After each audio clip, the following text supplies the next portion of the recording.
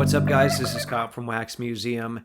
As you can see here, I'm back in the car. That means it's time to head to yet another card show, and this is one that I talk about frequently. This is called the Bay Area Card Show in Clearwater. I did a recap of the one last month, and I have to say, maybe it was the situation because it was on a Friday and because dealers hadn't quite set up yet. It was a little bit disappointing to me last time, but you know what? Going in this time, I won a big card on eBay right before I went into the show, and I'm not going to say exactly what that card is yet, but here is a huge hint on the screen, not only the player, but also the situation, so you want to keep watch for that here in the near future.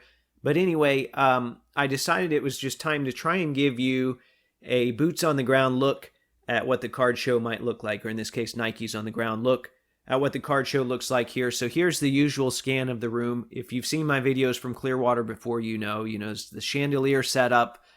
We got all the tables around. For the most part, it's pretty easy to get through. I've noticed that the aisles are kind of changing here as the attendance changes, but there's still your usual mix of stuff here, including, if you'll notice, and I'll pan in on it here in the bottom right corner, this Jackie Robinson card. Now, I saw this pretty early going in. The seller was asking $40 for this, which seems like an amazing deal, even in that condition, but I don't know baseball as well, and I had some questions about it. So not to say the dealer was doing anything bad, but I decided I would pass on that. Also, the fact that it's a two-day show and none of the other vintage guys grabbed it told me that that was probably the right move. So anyway, kept going through the aisles here, came to a familiar case here of my friend Paul, who's always got an amazing NBA setup. He's always got some Aaron Judge stuff too, but I don't show that because that's not really my thing. And as usual, he's got these Knicks cards and he's rotating them out. So I like seeing that. Breakers Row was set up here. They don't set up at every show, but when they do, there's going to be something awesome in their case. You saw the 52 Mays, which doesn't get talked about a lot, probably not as much as it should.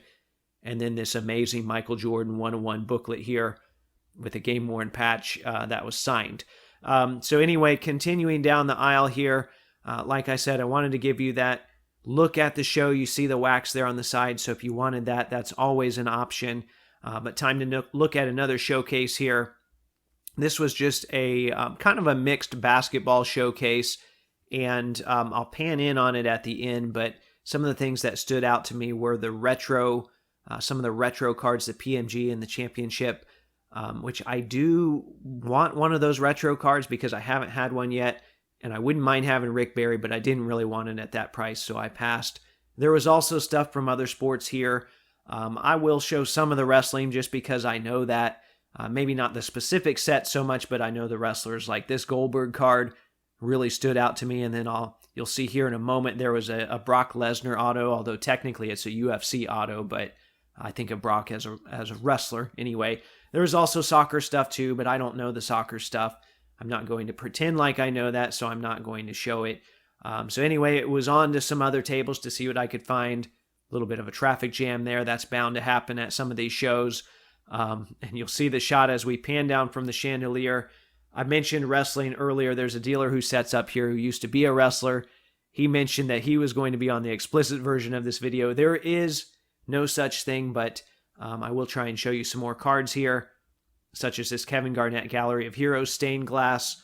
I'd love to own one of those someday. And then just so happened, not too long after, ran into another rare Kevin Garnett, which was at Scripted Swatches. So there was a nice variety of stuff here today. It's not all the same stuff that I see every time, which is good.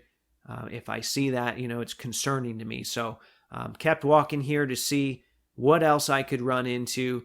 And not long after I was moving along here, I kind of stumbled across a pair of legends, or at least legends to me. The first one being Jermaine O'Neal. You guys know I'm a Pacers fan. And the second one being the GOAT here, Kenny G. So that was an interesting table to see those side by side. And no, I did not come home with the Kenny G 8x10. I didn't come home with any baseball either, but I had to show this card because it is I think it was Xander Bogaerts, but it is a game-worn cleat. And you can tell that thing has been used because look at all the dirt on it. There's no snap case or no, one touch that will hold that. He had to put that in just a giant case that you would use for a stack of cards. So I thought that was pretty interesting. And of course, deserve to be mentioned and deserve to be shown. So, as usual, though, there was a little bit of digging in some of the value boxes. Not the greatest selection of value boxes. I had a card picked out. You can see there was a Don Staley shoe card I had picked out there on the left, kind of in the corner. I didn't end up grabbing that one. I only bought 2 cards today, and they weren't even out of that box. But here are the 2 cards that I ended up purchasing. They were from the same era. So the first one that I'm going to show you here is from 2004-2005 Finest. It's a Tayshaun Prince Blue Refractor numbered to 50. Those actually came one per, they were in their own pack, is what I should say, in the Finest boxes in 2004, and they came in a circulated case, or an uncirculated case. So that one had been taken out of it. And then this 2004 Gold Refractor of Eric Dampier. I always grab those when I see those cheap. And you saw the price tags there, but I actually got the pair for $12. So I was not upset about that at all. Very happy with that price. Very happy with that purchase for it being my only purchase of the show. So anyway, just some general thoughts about this show. I think it's time for me to temper expectations a little bit because this show and even some of the other shows were just so amazing during the pandemic era.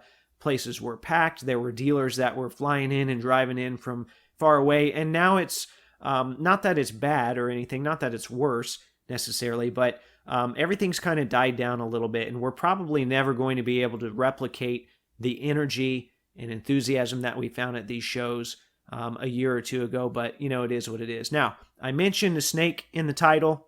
No, I didn't run into any snakes at the card show. This was waiting for me at my front door when I came home. So I had to call Mrs. Wax Museum and said, let me in through the garage.